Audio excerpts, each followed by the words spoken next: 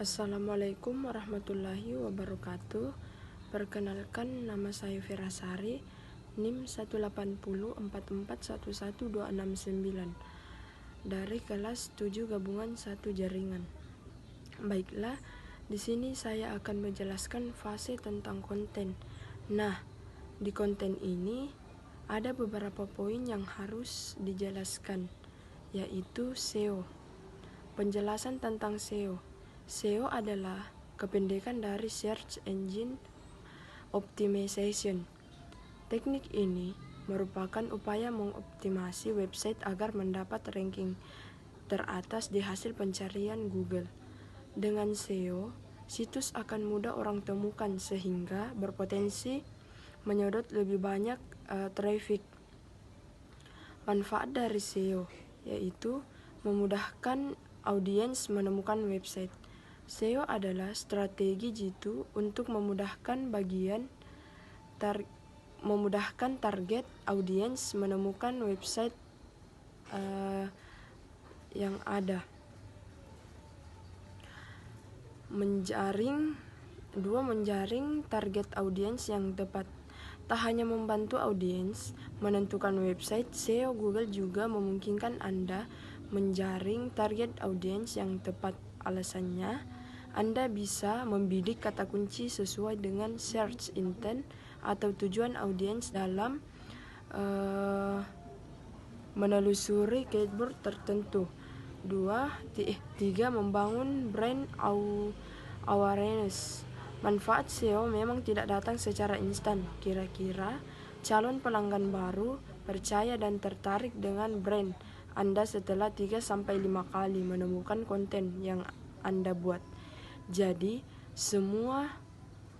semakin sering website Anda tampil di halaman pertama Google untuk kata kunci relevan, makin besar pula brand awareness yang Anda dapatkan. Terima kasih. Wassalamualaikum warahmatullahi wabarakatuh. Assalamualaikum warahmatullahi wabarakatuh. Perkenalkan, nama saya Huria Marjua dari kelas 7 gabungan 1 jaringan NIM 18044111264. Baiklah, di sini saya akan menjelaskan fase tentang konten. Nah, di konten ini ada beberapa poin yang harus dijelaskan, yaitu tentang copywriting. Penjelasan tentang konten website. Konten website adalah teks visual atau dengan konten yang dihadapi sebagai bagian dari pengalaman pengguna pada situs web. Ini mencakup antara lain teks, gambar, suara, video, dan animasi. Dalam informasi arsitektur untuk World Wide Web, Lou Roosevelt dan Peter Morfield menulis, kami menetapkan konten secara luas sebagai hal-hal di situs web Anda. Ini termasuk dokumen, data, dan aplikasi, layanan, gambar, file audio, dan video, halaman web pribadi, arsip email, dan banyak lagi. Dan kami mencakup hal-hal masa depan serta hal-hal ini. Selanjutnya, copywriting. Copywriting adalah teknik membuat dan menulis materi pemasaran dengan copywriting yang tepat. Anda dapat membujuk audiens untuk melakukan tindakan yang diinginkan, misalnya membeli produk atau layanan berlangganan, newsletter, dan lain sebagainya. Contoh copywriting yaitu. Assalamualaikum warahmatullahi wabarakatuh. Perkenalkan, nama saya William, NIM 18044111263 dari kelas 7 gabungan 1 jaringan. Di sini saya akan menjelaskan tentang konten. Nah, di dalam konten ada beberapa poin, yaitu fotos dan videos.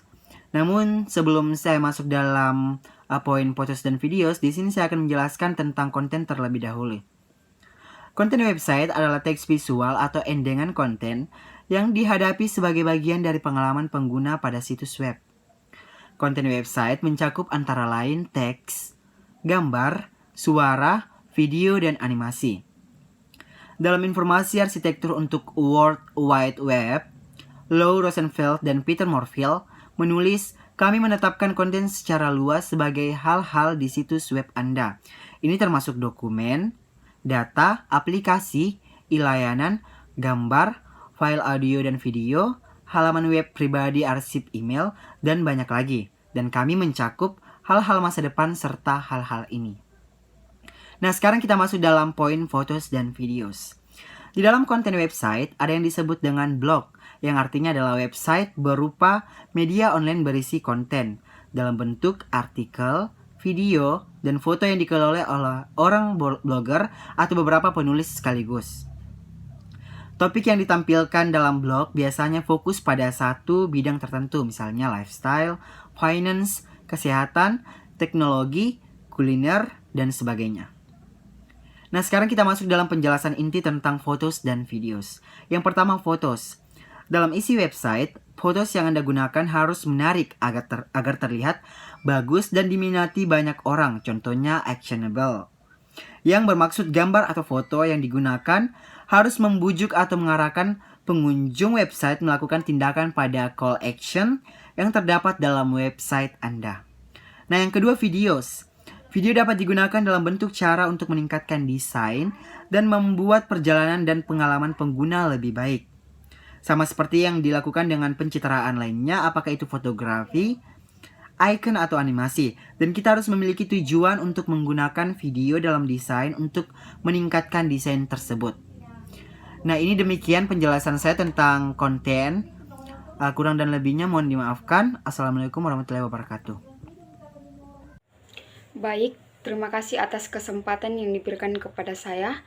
Perkenalkan, nama saya Jeviansi, saya dari kelas 7 gabungan 1 jaringan dengan NIM 18044111431. Nah, di sini saya akan menjelaskan tentang fase keempat, yaitu tentang konten. Nah, di mana konten memiliki beberapa poin, di antaranya yaitu SEO atau yang disebut dengan Search Engine Optimization.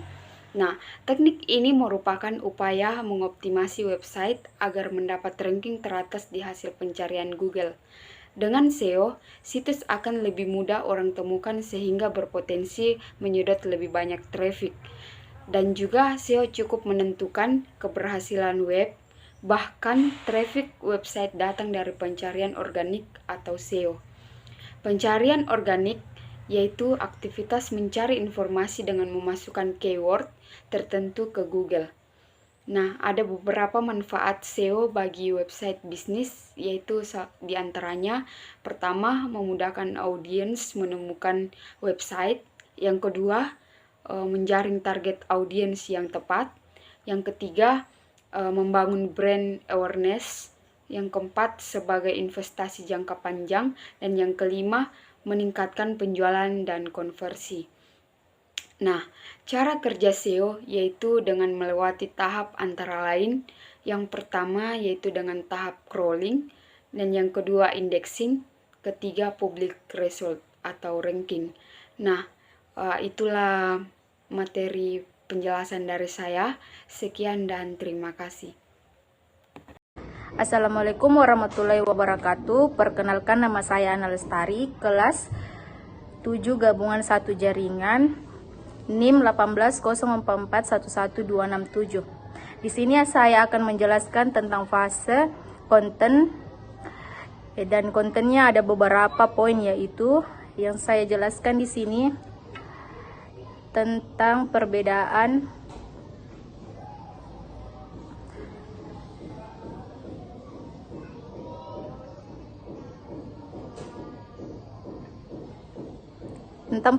fotografi, videografi, dan sinematografi.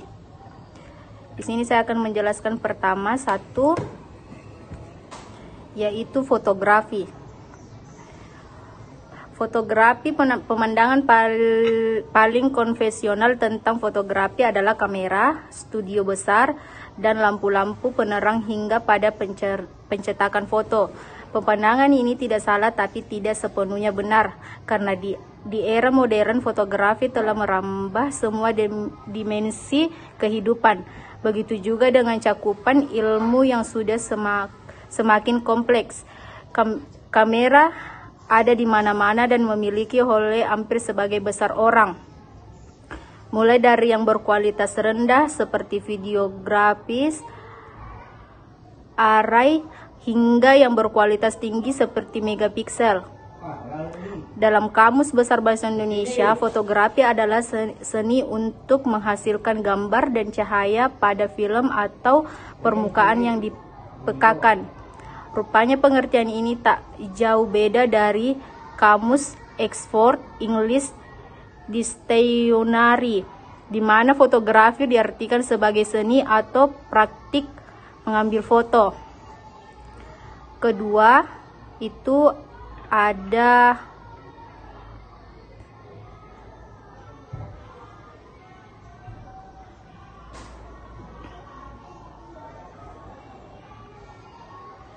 videografi. Videografi itu seperti dianggap sebagai seni untuk menghasilkan gambar bergerak. Gambar bergerak ini kemudian disebut video dan diambil menggunakan kamera. Orang-orang yang bekerja di bidang videografi ini kemudian disebut videographer, baik yang amatir ataupun yang profesional. Pada dasarnya pekerjaan ini menekankan pada proses menghasilkan video mulai dari merekam gambar bergerak, mengeditnya, menambahkan suara hingga akhir bisa ditonton. Dunia videografi sebenarnya sangat beruntung dengan hadirnya kamera pada tahun 1985. Sony merilis camcorder D1 yang merupakan cikal bakal kamera video modern. Ketiga itu ada sinematografi. Sinematografi, sebelum masuk ke pembahasan, saya yakin salah satu dari Anda pasti pernah menonton film misalnya film dari Disney atau film-film sinetron Nusantara yang berjilid-jilid. Sebenarnya sebelum film tersebut bisa Anda tonton dengan nyaman, ditemani ada sebuah proses sinematografi yang berpanjang dan rumit.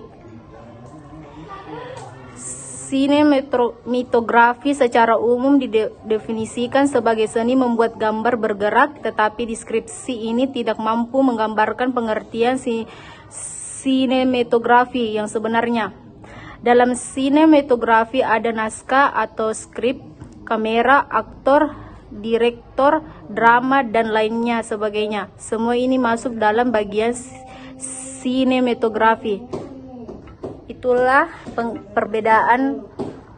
tiga perbedaan dari saya. Terima kasih.